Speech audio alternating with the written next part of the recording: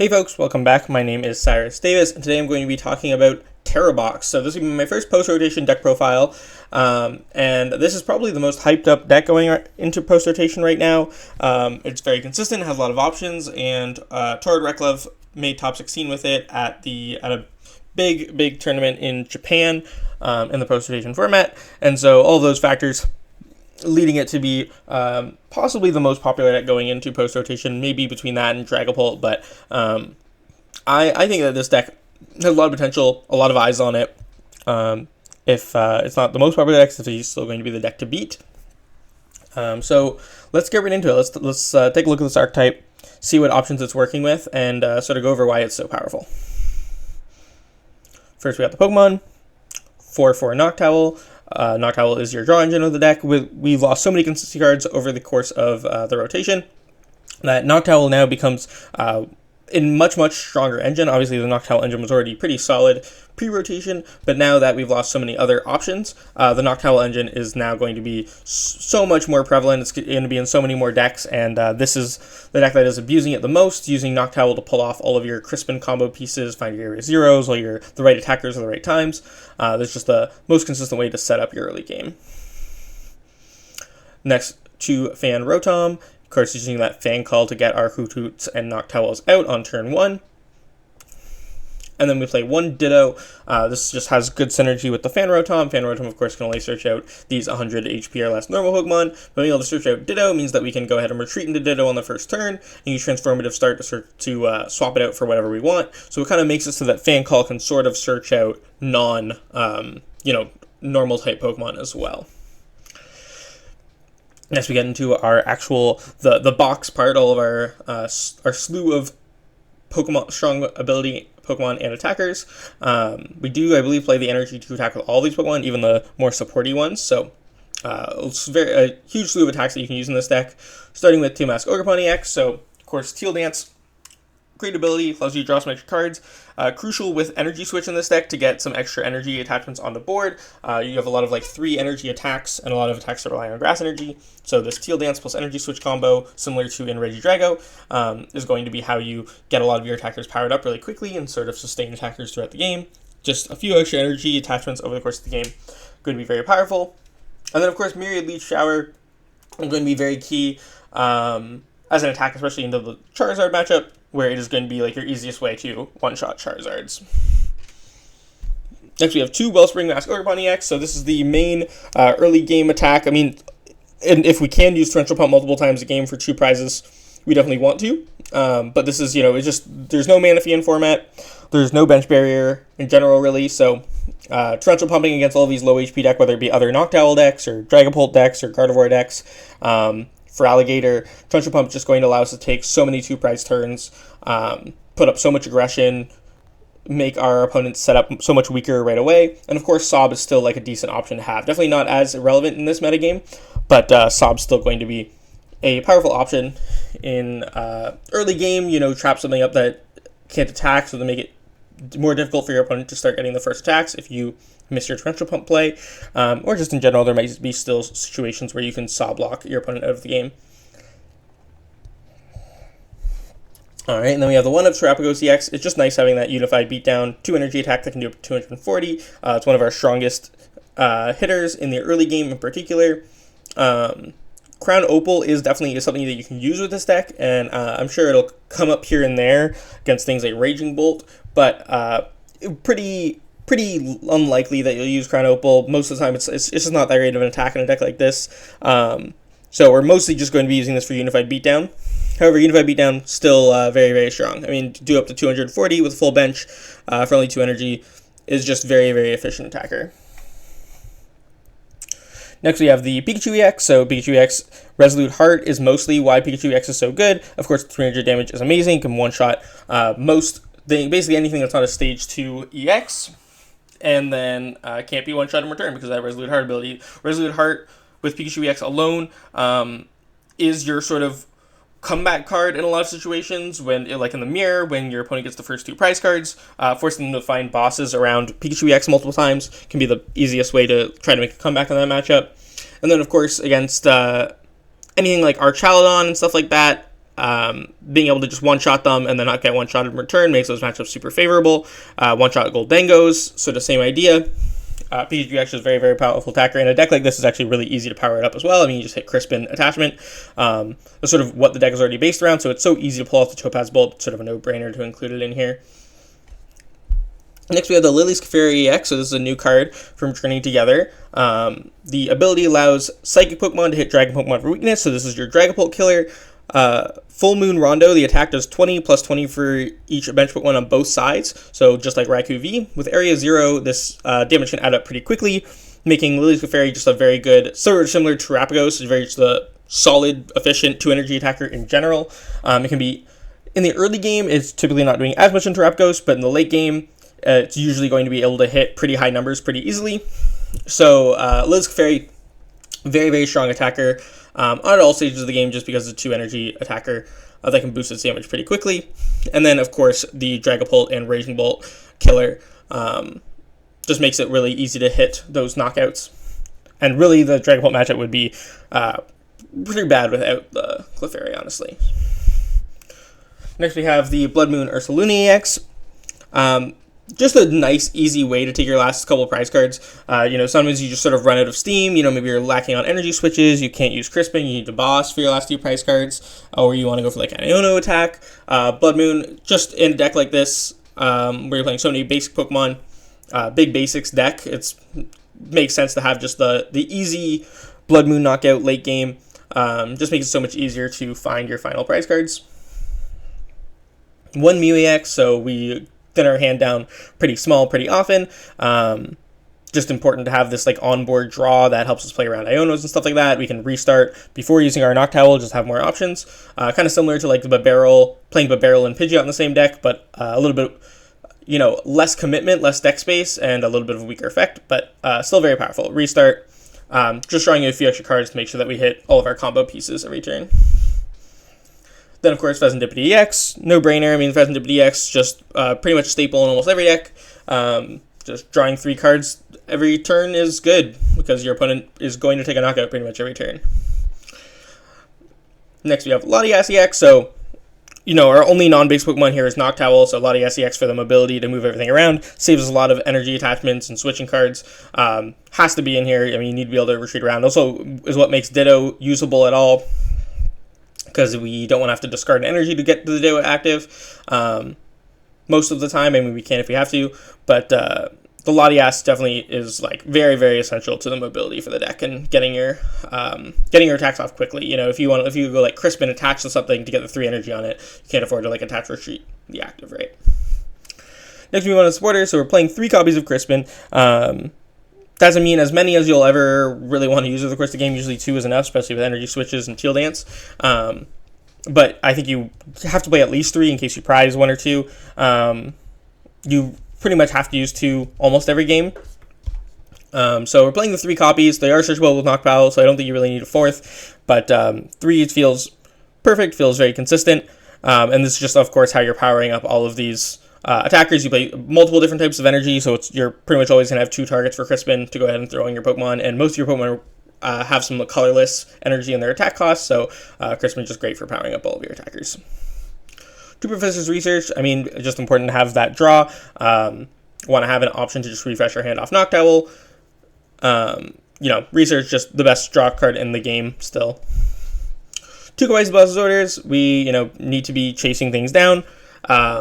We don't want to have to like Pal Pad and then Noctowl for Pal Pad and then Pal Pad boss back in and then search the boss back out. We also can't afford a prize boss if it's our only one. In most games we want to use 2 boss, so 2 boss definitely essential in here for chasing down the right things at the right times. This is it's I'd probably call it an aggro deck, but it sort of plays a little bit more on the technical side of things. So it's the deck is all about careful planning and knocking out the right things at the right times with the right attacker, because you have so many attacking options on any given turn.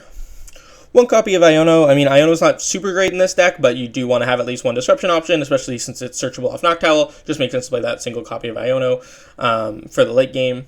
That way we don't, if we ever fall behind, we still have counterplay. And then 1 of Professor Turo's Scenario. This serves like 2 main purposes, or three main purposes, I guess. You can use this to reuse Noctowl, which is like not the primary use, but is definitely a powerful effect of the card, and the reason why we play it over something like Penny. And then if your Pikachu EX gets hit and not quite knocked out, your opponent can be like setting up like the Phantom Diving on the next turn or Generating on the next turn while playing around Fezandipiti. So Turo sort of counterplays that. You just sort of Turo the Pikachu EX back up to heal it and then put it back down. So that is a very powerful use for Turo. And then, of course, we can just clear things off our bench that are liabilities. That is always going to be a factor, too. There might just be, we might only have one 2-prizer in play early game that we want to scoop up so that our opponent can take a 2-prize turn. Or maybe we have something that's like really easy for him to knock out, something that's like in a Drainabrain range, other than the Pikachu, that we can also just Turo out of play to remove that target. And then there is a lot of, there's the Wellspring itself with Sob, and then there's also the Feraligatr deck that has Retreat Lock as well, right? So there's a lot of decks that have Retreat Locking options, and it's important to have like that one out to answer the Retreat Lock and punish it immediately. There we go. Cool. Items. Yeah, for Ultra Ball, you just maximum consistency for Nest Ball as well. We just want to search out all of our Pokemon when we need them. We don't like we're super reliant on using Noctowl almost every turn. So for Ultra Ball to get our Noctowls out and maximum count of Nest Ball. I mean, maximum count of all of these just to make sure that we hit Rotom turn 1 every single game. That's like very essential to the deck's setup. We also need to find our Tera Pokemon really quick to make sure that we can actually use Noctowl and use Area 0. Ultra Ball also helps us thin our hand down for MEW EX, which can be important to draw a few extra cards a turn. So, yeah, definitely just maxing out on both of these. Cannot play any less, really. 3 copies of Energy Switch. So, Energy Switch is very important with Teal Dance, right? We're moving those energies around to the right attackers. Typically, you're going to use like 2 E-Switch over the course of a game, but sometimes you're going to want to use 3. You're going to have to discard 1. We do play 2 Research as our sort of main draw cards. So, or when we play 4 Ultra Ball, right, which we're pretty reliant on. So it's important to have like a 3rd copy of cards like this that we might just have to discard in the early to mid game and then want to use 2 of later on. But Energy Switch is like super consistent as long as you get your Teal Dance down early. Just adds a lot more aggressive attacking options for you.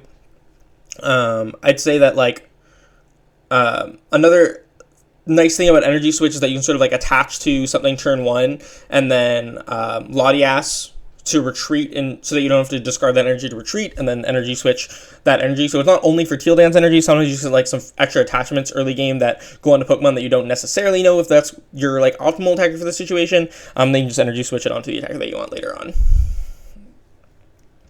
2 copies of Night Stretcher. I find this is enough recovery. I mean, we the area 0s are going to get bumped, and we're going to have to like discard Noctowls at points, so we can just Night Stretcher those Noctowls back to evolve our future Hootoots. We play a lot of 1-of Pokemon. I mean, Fezandipiti, Mew, Bloodmoon. Getting Teal masks back, even if we like prize 1 and our 1 gets knocked out. Reusing Fezandipiti is the big one, right? Like we want to have Night Stretcher to get that back. And then, of course, we play so many different energy and low copies of... We play like one single copy of a couple of energies, so important to be able to Night Stretcher those back as well. I don't think you need a Super Rod. I think that the 2 Night Stretcher is plenty of recovery, but it is important to have those couple of recovery cards. I think it's just Super Rod. Like, it has synergy with Crispin, but it doesn't synergize really well with Noctowl, because then you have to like Noctowl for a card to search out the Pokemon that you shuffle back in when you're Super Rodding for a Pokemon. You really want to just like Night Stretcher Pokemon to hand, put it down, or like in the case of like if you're trying to reuse like Topaz Bolt a second time after Pikachu EXing last turn, they want to be able to just like Night Stretcher and energy, attach it to your Pika, Crispin the other 2 energy that you need, Earthen Vessel. So I mean, we just play one of these. We just want to make sure that we're pretty much always like using Crispin to find our energy, but we do want to have like that 1 vessel just to make sure that we have an item searchable card off Noctowl to find some energy. Single copy of Counter Catcher, because we set up a 1 prize board at the beginning a lot. Our opponent a lot of time will take 1 prize before we take any, and then we can sort of use Counter Catcher to make sure that we can just keep taking 2 prize cards every turn from that point on. It's just you will, especially if you're going for like an assault landing attack early on, there will just be in a lot of situations where your opponent is sort of just 1 prize ahead, and you can sort of punish that with the Counter Catcher. Or, I mean, you of course, sometimes you just fall significantly behind because you have like a dead start, and it's important to have some combat cards there. Stadiums, tools, and energy. Of course, our tool of choice is the Sparkling Crystal. We have so many Tera Pokemon. They all benefit from having that one less energy in their attack cost. Just makes everything so much smoother, so much more consistent. Sparkling Crystal.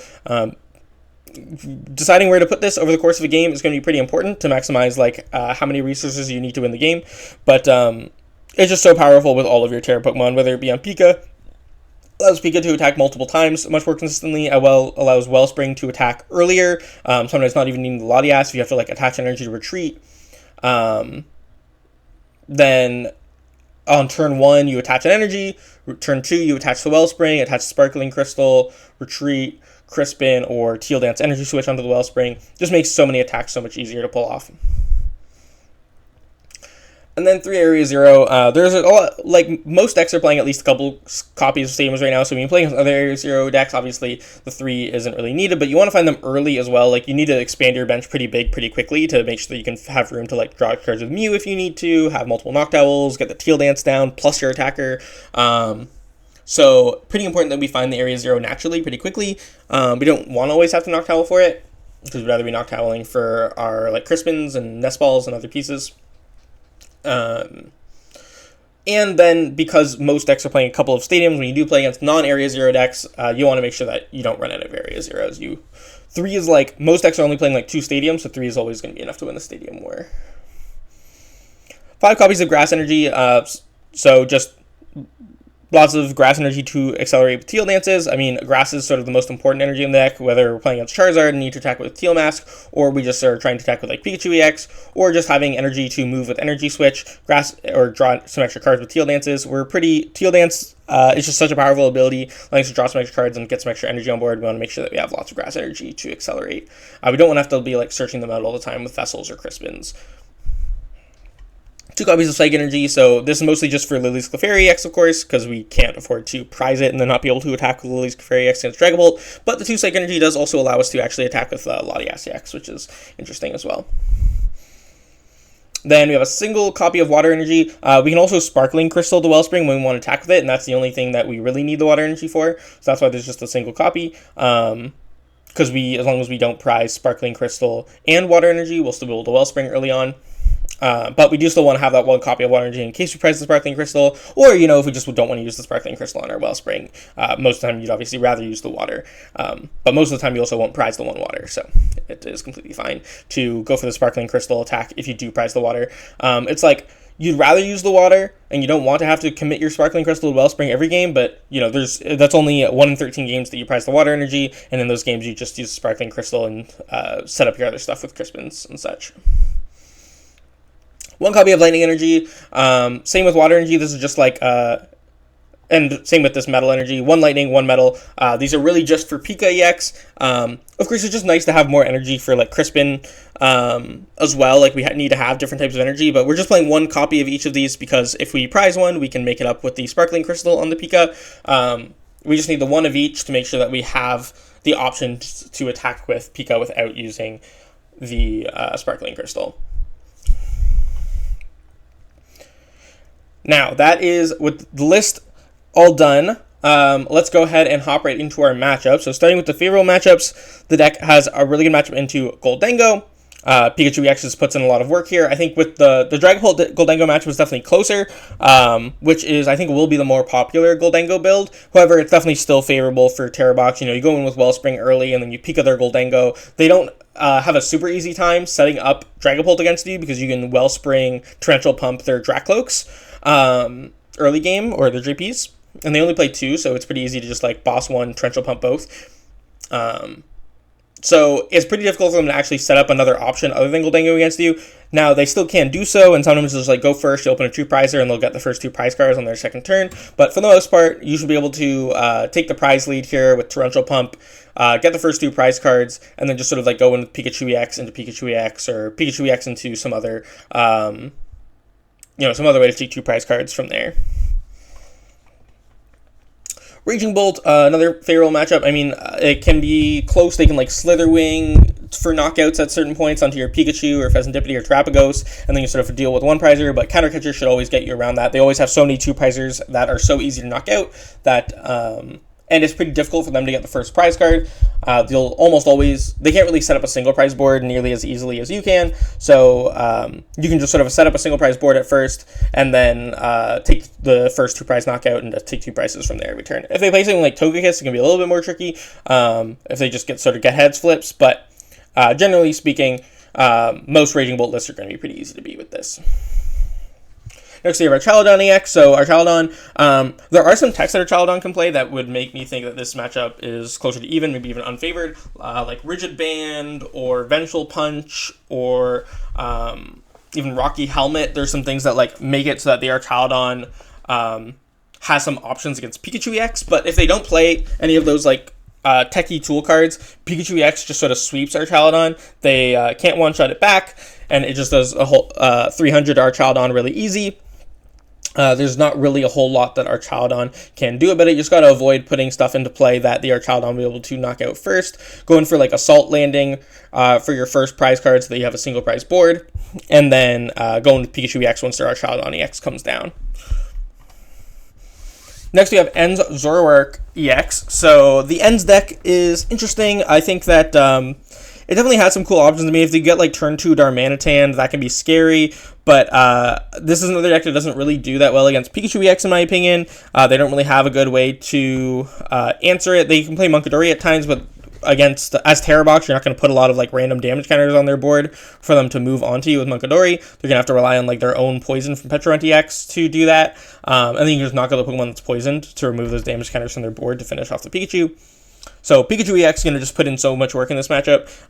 As long as you survive like and it's also pretty difficult for them to get a turn 2 Darmanitan. They're like not the most consistent deck either. So as long as you can survive the early game against them, and survive the Darmanitan, you should be fine.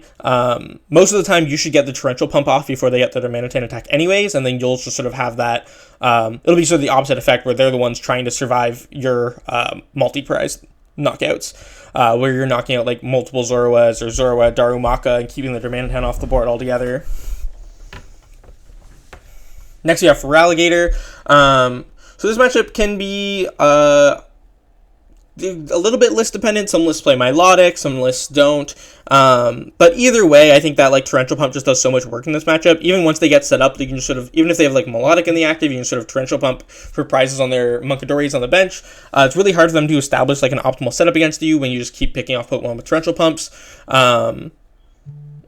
And you do have the Turo to break the retreat lock, so that's not as solid of an option for them as well. Their deck can be a little bit inconsistent compared to yours too, so it's pretty easy to just like rush them with Torrential Pump, and then they just sort of fumble sometimes and don't have a lot of a setup. Sometimes they only get like 2 Totodiles out, and you can just Torrential Pump both, and that sort of invalidates a lot of their plays as well. And even with the Melodic, you still have ways to knock out the Melodic, right? Like with Lillie's Clefairy, X can attack into the Melodic, Bloodmoon can attack into Melodic, so it's not like a full wall against you either.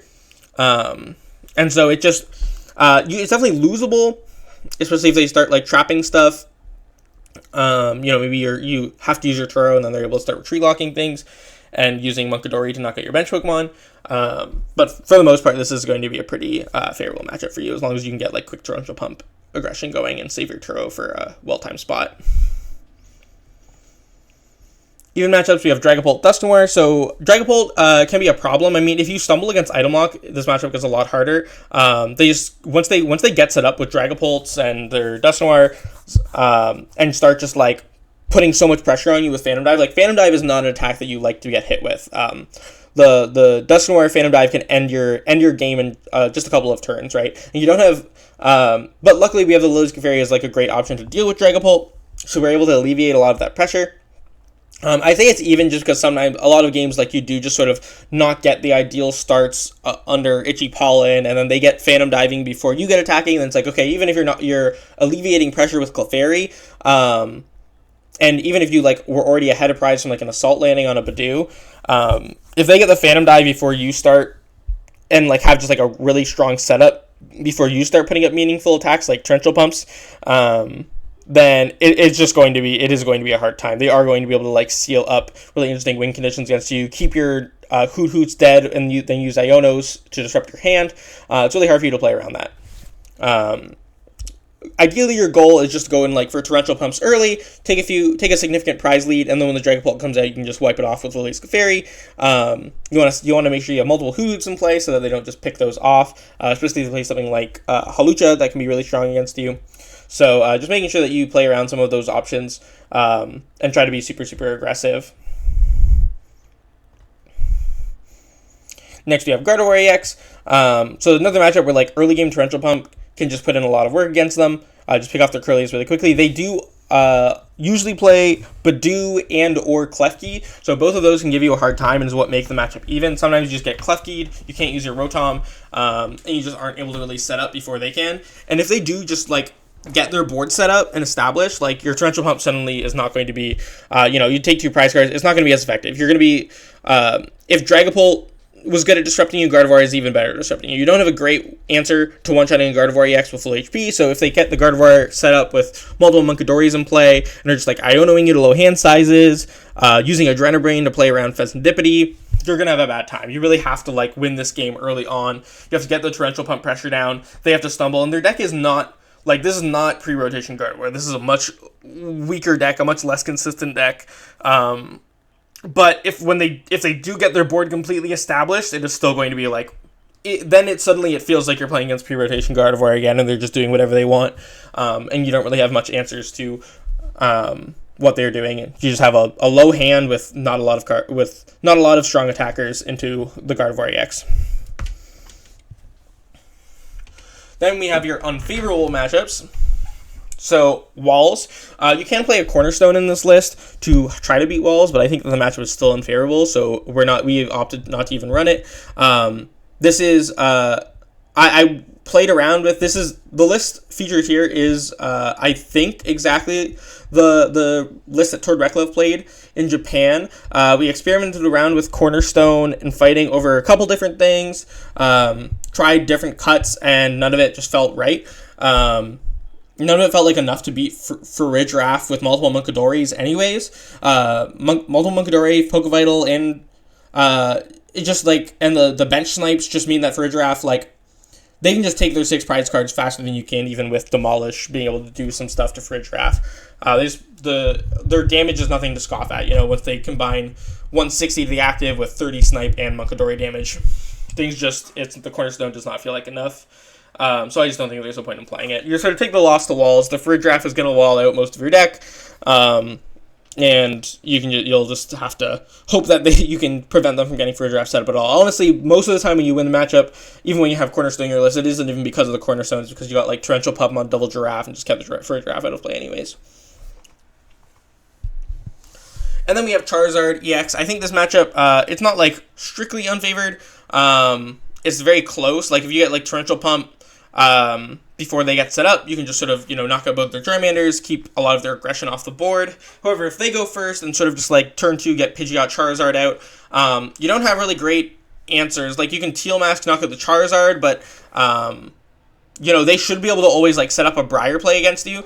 I think it's close, but they just have a slight edge because of the option to Briar. Like you're trying to take 2-2-2, you're trying to take 2 prizes 3 turns in a row, and so are they. But they have the option of, taking a 1 prize knockout with like a Salt Landing on turn 1 or turn 2, and then going taking that single prize, taking a 2 prize knockout, and then Briaring for a 3 prize knockout. And of course, you can try to throw that prize trade off yourself with a Salt Landing, but if you have any 2 prize Pokemon on board when you use a Salt Landing, it's going to be super easier for them to just go like Rare Candy Charizard, counter hit your 2 prizer, and then just 2-2-2 you. So I just think it's because of the Briar Dusknoir combo, they just have a little bit more options for winning the prize trade than you do, and both decks should be able to pretty consistently take 2 prize cards every turn. So just the fact that they have that option and you don't, it makes you a little bit weaker there. Honestly, you could if you wanted to tech for this matchup, like a Briar could probably be decent, but usually they can just offset the prize trade pretty easily by going 1, 2, 3, thanks to the Briar. So I think this is what makes the matchup a little bit tough. I think that what makes it closer is that, your Torrential Pump can sort of just like, sometimes they only get 2 Hoothoot, you can just Torrential Pump both, sometimes you can Torrential Pump both Charmanders, keep them from attacking that way. So there's a lot of ways for you to, but even if you Torrential Pump double Charmander, they can still like use Noctowl to set up their, if they bench like Terapagos turn 1, put an energy on it, and they can sort of just set up a Terapagos turn 2 and do 2 in return knock out your Wellspring. So they have more options than the deck lets on, and I think that they do just still have a very slight edge, even though you can try to wipe them off the board early game with Special Opponent. That's all I have for you today, though. I think that Terabox is definitely the front runner of the format. I don't know if it's my top pick right now, but it does feel like super consistent. Doesn't have a lot of bad matchups. I mean, you lose the walls, and that sucks. Like, I think you can try playing the Cornerstone, so you at least have like a playable walls matchup. And I think that the charge matchup is fine. I think it's only slightly unfavorable, so I'm not like too worried about that. I like that the deck has sort of options in everything. It's super consistent, super aggressive. It feels really good for a early rotation deck, like just consistent decks, a lot of options. Tend just like regardless. Just tend to be the way to go early rotation because everything else is sort of gutted and loses a lot of its consistency options. And the Noctowl engines feel super clean right now. So, yeah, if you're looking for just like de facto, like this is definitely going to be a good deck, like potentially best deck to play early rotation, this is probably the deck for you. If you enjoyed this and want to check out my other content or my socials, all that will be in the link tree below. Thank you for watching and have a great day.